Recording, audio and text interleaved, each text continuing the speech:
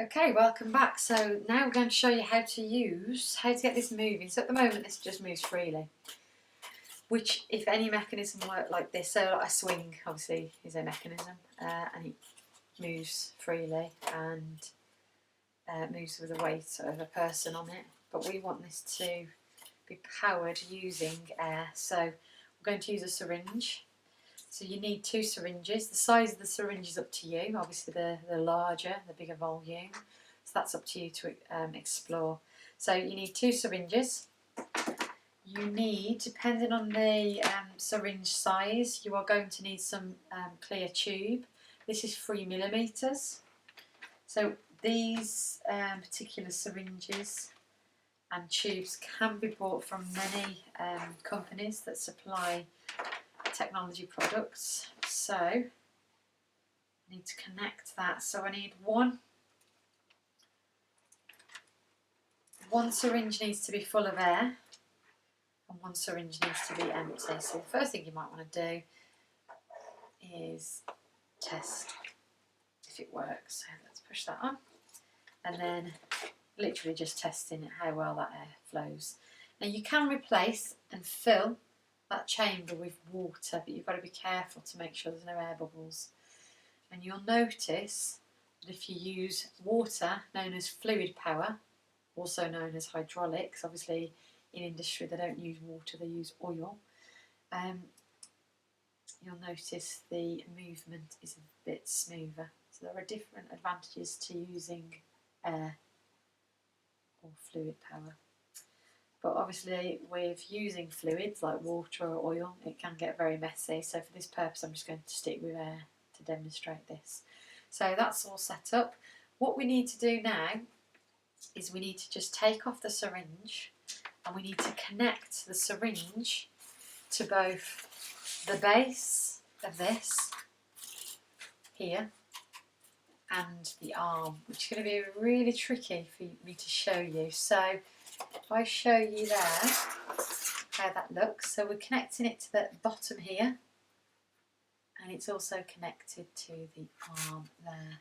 Okay, so we're ignoring this because this is where it's going to pivot. We want to connect it across here. So you need another skewer.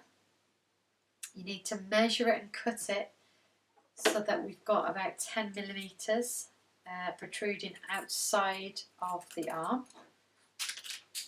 And you need to place it into, and this is where you can experiment which hole. So I'm placing it in the 3rd hole for this.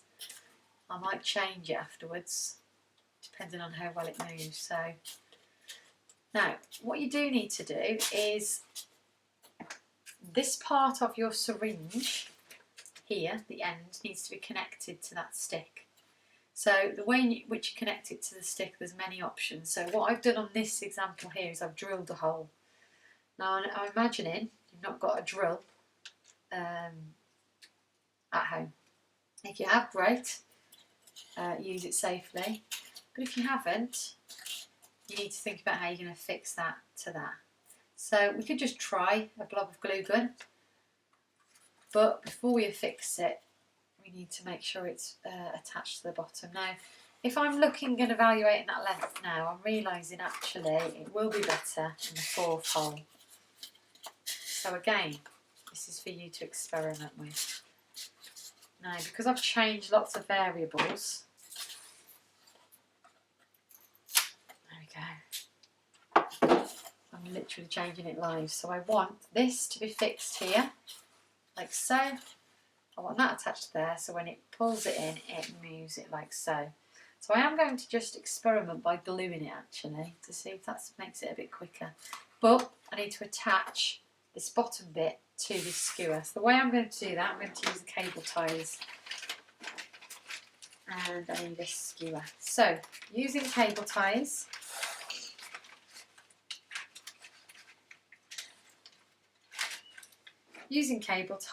you are wrapping one cable tie around the syringe, like so, but not tying it too tight. Hang on a minute. So again, if you haven't got cable ties, maybe some string, maybe just glue it. Okay, I'm not tying it too tight because I'm then going to take another cable tie and thread it underneath. And that is what is going to wrap around the skewer. So before I attach it to this skewer here, I'm just going to use a standard skewer just to get the right diameter. So pull that, not too tight, and leave that overhanging. I'm going to tighten that now. That's slipping off. And that's the problem, they do move up and down, so again, glue might be better. I'm going to attach that now to the skewer here. I'm just going to remove that. Place the skewer through there. Okay, which I actually might do here. There goes. In fact, I need to trim that quickly. Just trim that there. There he goes. And then tighten that skewer. So, let me just take that off to show you what I've done. See? So that is attached to that bottom skewer. So if I twist that and trim that, you can see that has been attached like so. Now, like I said, I'm going to give this a go at gluing. So I want that to go as tall as possible. So if I put a blob of glue on there, and the problem with gluing it, it's not permanent because you could pick it off, but a bit more permanent. So a blob of glue. Let's see if it works. If it doesn't, great, we'll come up with a new idea. So what I can do in a moment, while that dries, I can fix these pieces here to reinforce the arm, to make that more stable. And then we'll show you how it works. Okay, so there. And one there. Okay, same at the bottom. And same here. There we go. So what you're demonstrating when you're making this product is that you can measure and mark out, you can assemble products to make them move, which actually looks easier than it actually is. But it's all about getting your measurement right. So that arm there, that chamber is almost full of air. If I push that as high as it will go, I now need to add that chamber to it. Now remember, that chamber there is full of air.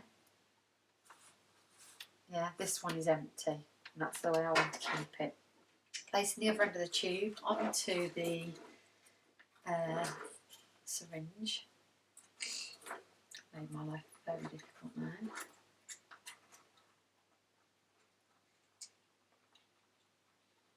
I could have just emptied it and done it the other way, but never mind. There we go. And then if I pull that now, that should move. Okay? So that is your next process. So we've made the base. We've made a frame that rotates, which now I've attached that, needs trimming. Not a problem. Keep your fingers away from factors when you're cutting. There you go. And you've made, actually it worked way better than that one. Really impressed. So that's shown you that actually through prototyping and iteration, you as a designer and an engineer will always improve your skills and your idea and your way of thinking. Okay, have a go. Okay, see if it works any better using fluid rather than just air. Okay, thank you for listening. Hope you enjoy.